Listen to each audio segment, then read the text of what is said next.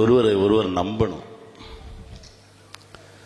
நம்பும்போது தான் அந்த பயணம் ரொம்ப அழகாக இருக்கும். ஏன்னா ஒவ்வொரு ஆத்மாவுமே தன்னுடைய கடனை தீர்ப்பதற்காக தான் இந்த பூமிக்கு வந்திருக்குன்னு நான் நினைக்கிறேன். அந்த ஆத்மாவுக்கு எதிராக இருக்கக்கூடிய, அப்படியே நேர் எதிராக இருக்கக்கூடிய இன்னொரு ஆத்மாவை தான் இந்த பிரபஞ்சம் சேர்க்கும். அதான் சொல்லுவாங்க, நான் சொல்றதை என் பொண்டாட்டி கேட்கவே மாட்டேன்றா, நான் ஒன்று சொன்னால் அப்படியே வேற சொல்றா அப்படின்னு. இங்கேயும் அதே பிரச்சனை தான் இருக்கும். நான் ஒன்று சொன்னால் அப்படியே வேற சொல்றாங்க அப்படின்னா வேற ஏதாவது சொல்லுவாங்க, அதுதான் சேரும். நான் பார்க்கிறது கருப்பாக இருந்தால் என் மனைவி பார்க்கிறது சிகப்பாக இருக்கும். அவங்க பார்க்கறது எனக்கு தெரியாது, ஆனால் அவங்க சொல்லுவாங்க நான் சிகப்பாக ஒரு விஷயத்தை பார்க்குறேன், அதை நான் நம்பணும். அதே இந்த பக்கம் நான் பார்த்துட்டேன், நான் கருப்பாக ஒன்று பார்க்குறேன் அப்படின்னா அதை அவங்க நம்பணும். இந்த பயணம் தான், இந்த நம்பிக்கையான ஒரு பயணம் தான். இந்த ரெண்டு ஆத்மாவும் இங்கே வந்த வேலையை முடிச்சுட்டு, அந்த பயணத்தை முடிச்சுட்டு ரொம்ப சிறப்பாக சந்தோஷமாக மேலே கிளம்பிப்போம். இதுதான் வாழ்க்கையினோட வட்டம் நான் பார்க்குறேன்.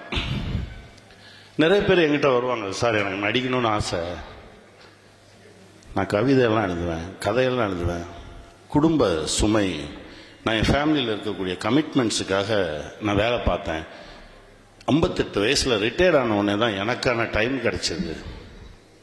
இப்போ நான் ஆனால் இந்த 58 ஆண்டுகள் வரைக்கும் அந்த ஆத்மா தான் ஆசைப்பட்ட வாழ்க்கையை வாழவே இல்லை. 58 வயசுக்கு அப்புறம் தான் இந்த கமிட்மெண்ட்லாம் முடிச்சுட்டு தன்னோட ஆத்மா, அந்த ஆத்மா எதுக்கு இந்த பூமிக்கு வந்ததோ தன்னுடைய கனவுகளையும் தன்னுடைய சந்தோஷத்தையும் நிறைவேற்றுறதுக்காக ஆசைப்படும். அப்போ கை கொடுக்குறோம் பார்த்தீங்களா, அப்போ வாழ்கிற அந்த வாழ்க்கை தான் அந்த ஆத்மாவுக்கு உண்மையான ஒரு வாழ்க்கை.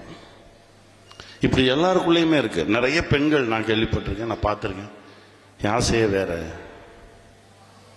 பிறந்ததுலேருந்து அப்பா சொல்கிறத கேட்டே வளர்ந்தேன், அப்பா சொல்கிறது பிடிக்கலனாலும் அவங்க சொல்கிறத நான் கேட்பேன். அப்புறம் திருமணம் ஆச்சு. திருமணம் முடிவு கூட என் தகப்பனார் என் தாயார் தான் எடுத்தாங்க. திருமணமான பிறகு என் கணவர் சொல்றதையே நான் கேட்டு கேட்டு வாழ்ந்துக்கிட்டே இருந்தேன். அதற்கு பிறகு எனக்கு குழந்தைங்கள் பிறந்தான். அப்புறம் என் பிள்ளைங்க சொல்றதை கேட்டு கேட்டு வளர்ந்துக்கிட்டே இருந்தேன். எனக்குன்னு ஒரு வாழ்க்கையை நான் வாழவே இல்லை அப்படின்னு சொன்ன பெண்கள் நிறைய பேர்.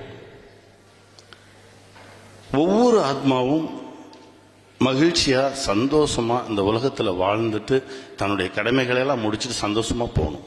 இதுதான் இந்த உலகத்தின் நியதி. அதுக்காக தான் இந்த உலகமே படைக்கப்பட்டிருக்கு. அதை நோக்கி நாம் பயணப்படணும்.